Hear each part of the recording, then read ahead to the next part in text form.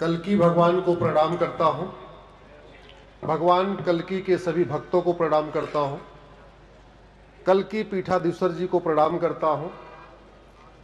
महादेव से प्रार्थना करता हूं आपको शतायु दे, आपको दीर्घायु दे, आप हमेशा स्वस्थ रहें और नित्य प्रति हम सनातन पे चर्चा करते रहें और सनातन को मजबूत करते रहें।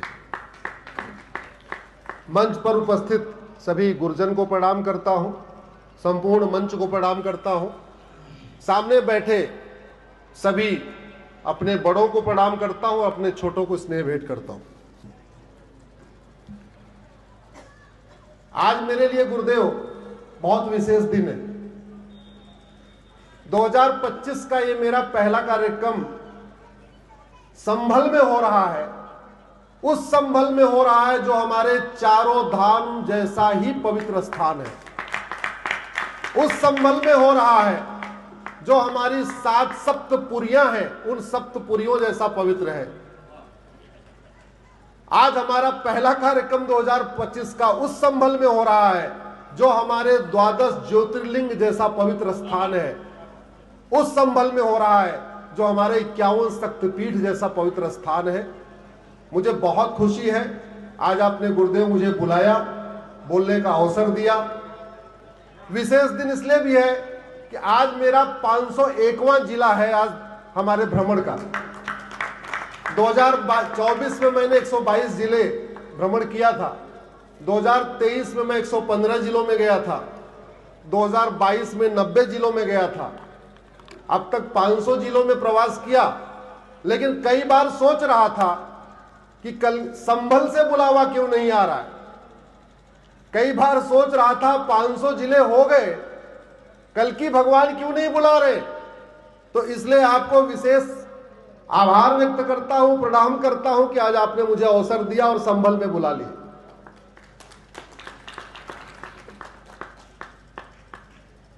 एक बार मेरे साथ जोर से बोलिए, धर्म की जय हो, अधर्म का नाश हो, प्राणियों में भावना हो, विश्व का कल्याण हो। मेरा व्यक्तिगत मानना है कि धर्म की जय करना जितना महत्वपूर्ण है, अधर्म का नाश करना उतना ही महत्वपूर्ण है। अधर्म का नाश किए बिना धर्म की जय नहीं होगी। अधर्म का नाश किए बिना प्राणियों में सद्भावना नहीं आएगी। अधर्म का नाश किए बिना विश्व का कल्याण नहीं होगा। और कल्की भगवान का अवतार अधर्म का नाश करने के लिए ही होने वाला है।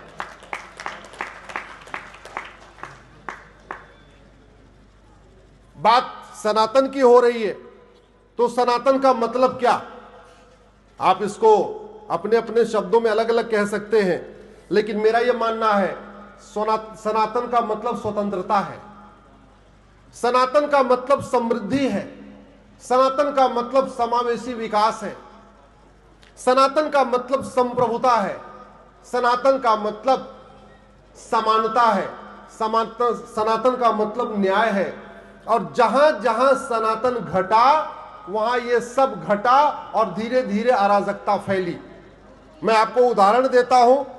सनातन कमजोर हुआ इसलिए यमन अशांत है। सनातन कमजोर हुआ इसलिए कांगो अशांत है। सनातन वहां कमजोर हुआ इसलिए ईरान अशांत है। इराक में सनातन कमजोर हुआ तो अशांत हो गया। इजिप्ट में सनातन कमजोर हुआ तो अशांत हुआ। सीरिया में सनातन कमजोर हुआ तो अशांत हो गया। फिलीपींस में सनातन कमजोर हुआ तो अशांत हुआ। सोमालिया में सनातन कमजोर हुआ तो अशांत हो गया। पाकिस्तान में सनातन कमजोर हुआ तो अशांत हो गया। बांग्लादेश में सनातन कमजोर हुआ तो अशांत हो गया। तजाकिस्तान में सनातन कमजोर हुआ तो अशांत हुआ। अफगानिस्तान में सनातन कमजोर हुआ तो अशांत हुआ। दुर्योधन का ननिहाल गंधार, जहां से माता गांधारी आई थी, जहां विश्व का सबसे बड़ा शिव मंदिर था, वहां सनातन कमजोर हुआ तो धीरे धीरे अफगानिस्तान बन गया और अशांत हो गया। राजा भरत का ननिहाल कैके, जहां से माता कैकेयी आई थी, जब तक वहां सनातन था तब तक शांति थी, समृद्धि थी, खुशहाली थी। सनातन कमजोर हुआ, वो पाकिस्तान बन गया। आज की डेट में वहां रोटी दाल के लिए लाले पड़े हुए। आज हमारे 51 शक्तिपीठ में से एक शक्तिपीठ तुलजा भवन, हिंगलाज पाकिस्तान में है, 51 शक्तिपीठ में से 5 शक्तिपीठ वर्तमान बांग्लादेश में है, और वहां सनातन जैसे ही कमजोर हुआ वहां अशांति फैली। इसलिए मैं कहता हूं शांति चाहिए, समृद्धि चाहिए, समानता चाहिए, खुशहाली चाहिए, अच्छा जीवन चाहिए, तो सनातन को मजबूत करिए। सनातन मजबूत होगा, अपने आप सब कुछ मिल जाएगा। सनातन, अगर संविधान को ध्यान से देखें, संविधान के प्रियम्बल में लिखा है equality, justice, liberty, fraternity, unity, national integration.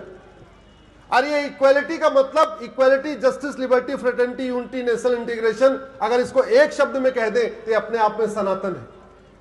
Article 14 कहता है सब एक समान है, सबको समान न्याय मिलना चाहिए, यह सनातन सिखाता है। आर्टिकल 15 कहता है भेदभाव नहीं करना, यह सनातन सिखाता है। आर्टिकल 16 कहता है सबको समान अवसर देना, यह सनातन सिखाता है। आर्टिकल 17 कहता है छुआछूत मत करना, यह सनातन दिखाता है। आर्टिकल 19 कहता है सबको घूमने की आजादी है, बोलने की आजादी है, सोचने की आजादी है, लिखने की आजादी है, यह सनातन सिखाता है। आर्टिकल 21 कहता है सबको सम्मान पूर्वक जीवन जीने का अधिकार है, यह सनातन सिखाता है। आर्टिकल 25 कहता है सबको अपने अपने पंथ को पालन करने का अधिकार है, और यह सनातन सिखाता है। आर्टिकल, अगर आप ध्यान से देखें संविधान को, तो संविधान अपने आप में सनातन को ही रिप्रेजेंट करता है। बस चश्मा अगर आपका सनातनी हो जाए, चश्मा आपका भारतीय हो जाए, फिर यह संविधान आपको सनातनी दिखाई पड़ेगा।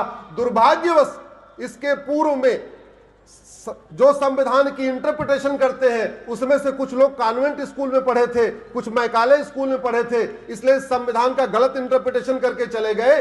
अदरवाइज गुरुदेव, संविधान का आर्टिकल 48 कहता है गौ हत्या पे प्रतिबंध होना चाहिए। संविधान का आर्टिकल 47 कहता है नशा पे प्रतिबंध होना चाहिए।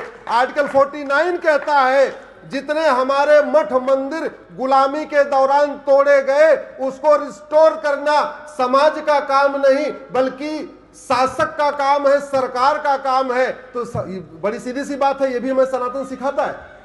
जो हमारा गौरवशाली इतिहास खत्म हो गया वो सनातन सिखाता है। लेकिन दुर्भाग्यवश हमने क्या किया, चूंकि 75 साल में हमने गुलामी की चीजों को नहीं बदला, इसलिए हमने वास्तव में संविधान को नहीं समझा। संविधान दो शब्दों से मिलकर बना है, संविधान, सम्यक विधान, समान विधान। लेकिन दुर्भाग्य देखिए, सुबह से लेकर शाम तक संविधान संविधान दिखाने वाले, संविधान की बात करने वाले कभी संविधान को लागू करने की बात नहीं करते। कहने को भारत में संविधान चल रहा है गुरुदेव, लेकिन वास्तव में संविधान नहीं, भारत में बहुविधान चल रहा है। जब बंटवारा हुआ तो यह हुआ भारत में संविधान होगा, समान विधान होगा।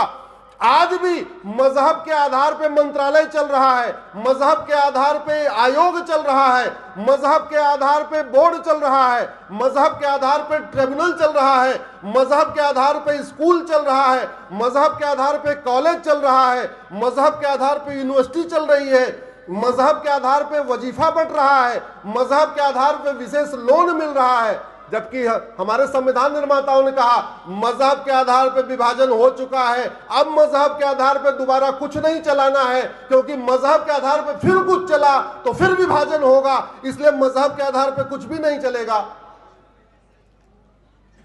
वास्तव में भारत में बहुविधान चल रहा है, संविधान नहीं चल रहा। हम कहते हैं स्वतंत्र है, हर साल 15 अगस्त को स्वतंत्रता दिवस भी मनाते हैं, लेकिन क्या हम वास्तव में स्वतंत्र हैं क्या? स्वतंत्र, स्वयं का तंत्र, अपना तंत्र, भारत का तंत्र, हिंदुस्तान का तंत्र। कौन सा तंत्र हमारा चल रहा है? जोर से बोलिए, पुलिस तंत्र हमारा है क्या? जोर से बोलिए जरा। एजुकेशन तंत्र हमारा है क्या?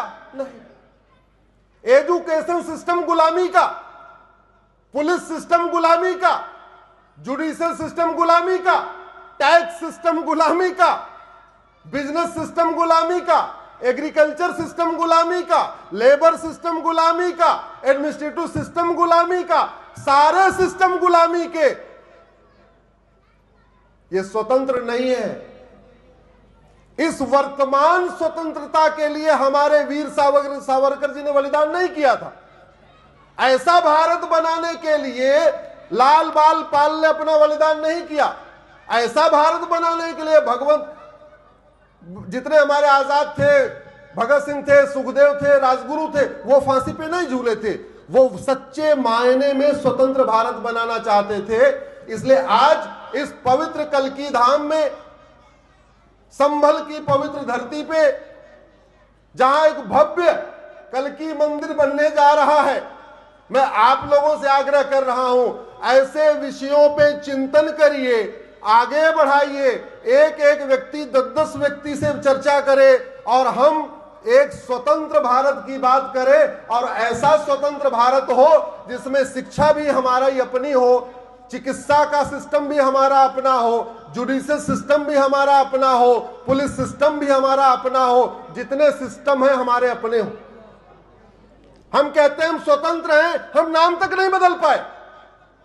आज भी हम थाने को थाना ही बोलते हैं, कायदे से उसका नाम होना चाहिए प्राथमिक सुरक्षा केंद्र।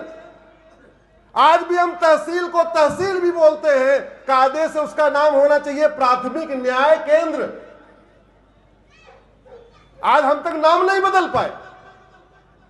संविधान के पहला शब्द है गुरुदेव, संविधान के प्रियम्बल का पहला शब्द है हम एक सोवरेन भारत बनाएंगे, संप्रभु भारत बनाएंगे। संप्रभुता का मतलब क्या है? गुलामी का नाम नहीं होना चाहिए और गुलामी का निशान नहीं होना चाहिए। जिन स्थानों का वर्णन कुरान में है वो सारे स्थान उसी नाम से पाए जाते हैं। जिन स्थानों का वर्णन बाइबल में है वो सारे स्थान उसी नाम से पाए जाते हैं। लेकिन जिन स्थानों का वर्णन हमारे उपनिषद में है, हमारे वेद में है, हमारे पुराण में है, हमारे महाभारत में है, हमारे भगवत गीता में है, हमारे रामायण में है, वो एक भी स्थान नहीं मिलता। एक बार आप लोग इस पर रिसर्च करके देख लीजिए, उसमें से क्या कोई एक भी स्थान अपने नाम से मिल रहा है क्या? बड़े प्लान्ड वे में मुगलों ने और अंग्रेजों ने हमारे सारे पौराणिक स्थानों का नाम बदल दिया। एक बात मैं पूरी जिम्मेदारी के साथ कह रहा हूं, मुगलों ने एक भी नया शहर नहीं बसाया और मुगलों ने एक भी नई मस्जिद नहीं बनाई। उन्होंने हमारे शहरों का नाम बदला और हमारे मंदिरों का गुंबद बदला। और क्यों बदला? क्योंकि जिससे बाद में यह पढ़ाया जा सके रामायण और महाभारत एक काल्पनिक घटना है और लोग मान भी ले। और काल्पनिक कैसे किया?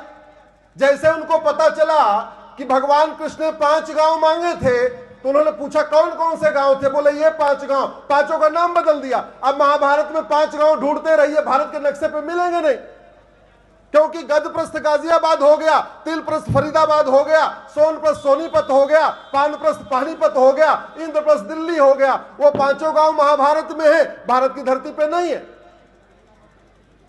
पांडवों ने अज्ञातवास किया विराट में, होशियार खान नाम का लुटेरा गया, उसने विराट को होशियारपुर बना दिया। भगवान परशुराम जी के पिताजी जहां उनका आश्रम था, उस स्थान था नाम था जमदग्निपुरम। जौना खान नाम का लुटेरा गया, उसको जमदग्निपुरम को जौनपुर बना दिया।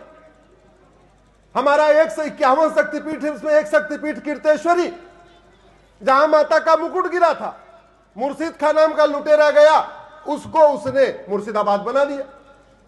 इसलिए जब हमसे लोग कहते हैं कि आपने प्लेस ऑफ वर्शिप एक्ट को क्यों चैलेंज किया हुआ है, तो मैं एक ही बात कहता हूं, यह बात भारतीयों का नहीं है, यह बात हिंदू मुस्लिम का बिल्कुल नहीं है। यह हमारी लड़ाई भारत की संप्रभुता और विदेशी आक्रांताओं के बीच में है। जो लड़ाई लाल बाल पाल छोड़ के गए थे, जो लड़ाई वीर सावरकर जी छोड़ के गए थे, वो लड़ाई मैं सुप्रीम कोर्ट में लड़ रहा हूं। अगर हम गुलामी का नामो निशान मिटा नहीं सकते, हम गुलामी के वो शहरों के वास्तव नाम को नहीं ले सकते, तो हमें धिक्कार है, हमें धिक्कार है। फिर हमें गुरु तेग बहादुर जी का बलिदान दिवस नहीं मनाना चाहिए, फिर हमें गुरु गोविंद सिंह जी का बलिदान दिवस नहीं मनाना चाहिए। यहां पे कुछ चंद परिवार हैं जो विदेश के हैं, बाकी तो सारे अपने हैं। कोई त्यागी था, कोई चौधरी था, कोई धोबी था, कोई नाई था, कोई कुछ था, कोई कुछ था। कायदे से सरकारों का यह कर्तव्य था गुरुदेव कि भारत में एक घर वापसी अभियान शुरू करें। यह सरकारों का कर्तव्य है। क्यों? क्योंकि आर्टिकल 29 कहता है भारत की संस्कृति को मजबूत करना हमारा नहीं, सरकार का भी काम है। और भारत की संस्कृति तब मजबूत होगी जब सनातन मजबूत होगा। और सनातन कैसे मजबूत होगा? जब मैक्सिमम घर वापसी होगी। मैक्सिमम लोग भारत को मानेंगे, भारत के त्योहार को मानेंगे, भारत की सोच को मानेंगे, भारत की परंपरा को मानेंगे, वसुधैव कुटुंबकम को मानेंगे, सर्वमंगल मांगल्य मानेंगे, नारी तू नारायणी मानेंगे, यत्र नारस्ति पूज्यते रमन्ते तत्र देवता को मानेंगे। तो कायदे से घर वापसी कराना, वैदिक शिक्षा देना, गुरुकुल का प्रचार करना, यह किसका कार्य है? हमारे सरकारों का काम। सरकारों ने सड़क बनाया, हाईवे बनाया, रेलवे बनाया, सब कुछ बनाया, लेकिन घर वापसी को मजबूत करने के लिए कोई विशेष अभियान नहीं किया। हमारा तो ये कहना है मुफ्त मकान योजना उनको मिलनी चाहिए जो लगातार घर वापसी कर रहे। 5-5 लाख रुपए की योजना चलाना है तो चलाइए, जो घर वापसी करे उसको 5 लाख दीजिए। चाहे वो मुफ्त में लोन देना है, मुफ्त में वजीफा देना है, उसको दीजिए जो घर वापसी करे। क्योंकि ये भारत का संविधान कहता है कि भारत की संस्कृति का प्रचार प्रसार करना यह सरकार का कार्य है। हमारा और घर वापसी के इसलिए मैं कह रहा हूं, घर वापसी से शांति आएगी, आपसी तनाव खत्म होगा, भाईचारा बढ़ेगा, प्रेम बढ़ेगा। इसलिए सबसे पहले अगर भारत में हमें करना चाहिए तो घर वापसी अभियान को शुरू करना चाहिए। मैं कल्की पीठाधीश्वर गुरुदेव से आग्रह कर रहा हूं कि आप घर वापसी अभियान, ये संबल केवल कल्की पीठ नहीं होगा बल्कि घर वापसी का केंद्र भी बनेगा और यहां से घर वापसी के लिए एक विशेष अभियान शुरू होगा। इसी के साथ मैं अपनी बात खत्म करना चाहता हूं। कुछ 2-3 बातें और मैं कहना चाहूंगा। मैं चाहता हूं कि भारत में समान शिक्षा लागू हो, गरीब हो या अमीर हो, अगड़ा हो या पिछड़ा हो, बंगाली हो या गुजराती हो, शिक्षा एक समान हो, अपनी अपनी मातृभाषा में पढ़े, किताब एक हो। मैं अश्विनी उपाध्याय जी के इस प्रस्ताव का तहे दिल से समर्थन करता हूं। धन्यवाद गुरुदेव। दूसरा मेरा आग्रह गुरुदेव, अब समय आ चुका है। 1872 में बनाया गया क्रिश्चियन मैरिज एक्ट, 1936 में बनाया गया पारसी मैरिज एक्ट, 1937 में बनाया गया शरीयत एक्ट। ये जो विदेशी कानून बना के गए थे उनको खत्म किया जाए और संविधान की आर्टिकल 44 के अनुसार एक भारत में समान नागरिक संहिता लागू किया जाए। आपका समर्थन है गुरुदेव? मंच से चाहूंगा कि वो भी इस यूनिफॉर्म सिविल कोड का समर्थन करें। जोरदार हाथ खड़े करके सभी इस प्रस्ताव का स्वागत करें। अश्विनी उपाध्याय का ये प्रस्ताव कि जो भारत में पैदा हुआ है उसको एक समान अधिकार होना चाहिए, हम सब समर्थन करते हैं। तीसरा मेरा आग्रह है, हमारे 4 लाख मठ मंदिर सरकार के कंट्रोल में है। 4 लाख मठ मंदिरों की 1 लाख करोड़ की प्रॉपर्टी पे सरकार का कब्जा है। मैं आग्रह करता हूं हमारे मठ मंदिर मुक्त किए जाएं। हम अपने मठ मंदिरों का अपना अध्ययन का केंद्र बनाएंगे। अगर 4 लाख मठ मंदिर में एक गौशाला बने तो 4 लाख गौशाला बन जाएगी। 4 लाख मंदिर में एक यज्ञशाला बने तो 4 लाख नई यज्ञशाला बन जाएगी। 4 लाख नए गुरुकुल बन जाएंगे। 4 लाख नई वेदशाला बनेगी। 4 लाख नई व्यायामशाला बन सकती है। 4 लाख नए विवाह के केंद्र बन सकते हैं। तो इस तरीके से ये हमारे मठ मंदिर मुक्त होने चाहिए। मैं चाहूंगा मंच पे सभी गुरुओं से और आचार्य जी आपसे भी आप इसका अगर समर्थन करें, आज यहां से संदेश दिया जाए हमारे मठ मंदिर एक हो और सभी धार्मिक स्थानों के लिए एक समान धर्मस्थल संहिता बने। अलग अलग कानून नहीं चलेगा, ये पूजा स्थल कानून, ये वक्फ एक्ट, ये फलाने एक्ट, ना मजहब के आधार पर कोई नियम कानून नहीं, एक समान धर्मस्थल संहिता हो सबके लिए।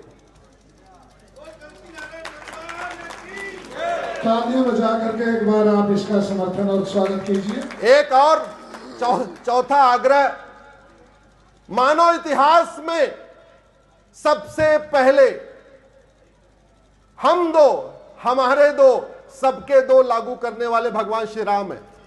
भगवान राम के दो बच्चे, लक्ष्मण जी के दो बच्चे, भरत जी के दो बच्चे, शत्रुघ्न जी के दो बच्चे, ये कोई संयोग नहीं था, ये बल्कि उस समय दुई सुत सीता सुंदर जाए, लवकुश वेद पुराणन गाए, ये उस समय नीति बनी थी।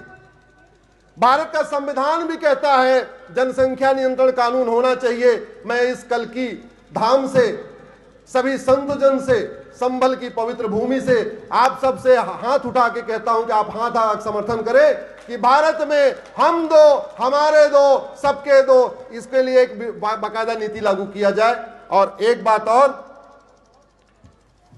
संविधान का आर्टिकल 11 कहता है गुरुदेव, जिसपे आज तक चर्चा नहीं हुई, आर्टिकल 11 कहता है एक नागरिकता कानून होना चाहिए कि क्या क्या करने पे नागरिकता मिलेगी और क्या क्या करने पे नागरिकता जाएगी। दुर्भाग्यवश आज तक ऐसा कानून ही नहीं बना। न किसी जासूस की नागरिकता गई, न किसी गद्दार की नागरिकता गई, न किसी देशद्रोही की नागरिकता गई, न किसी अलगाववादी की नागरिकता गई। अब समय आ गया है एक यूनिफॉर्म सिटीजनशिप कोड बनाया जाए और जो देश विरोधी कार्य करे, जो हमारे देवी देवताओं का अपमान करे, हमारे परंपराओं का अपमान करे, हमारे त्योहारों का अपमान करे, जो अश्लीलता को परोसे अपनी अभिव्यक्ति की आजादी के नाम पे, ऐसे लोगों की नागरिकता खत्म होनी चाहिए। आर्टिकल 11 लागू होना चाहिए। इसी के साथ मैं अपनी बात खत्म कर रहा हूं। बोलिए भारत माता की, भारत माता की।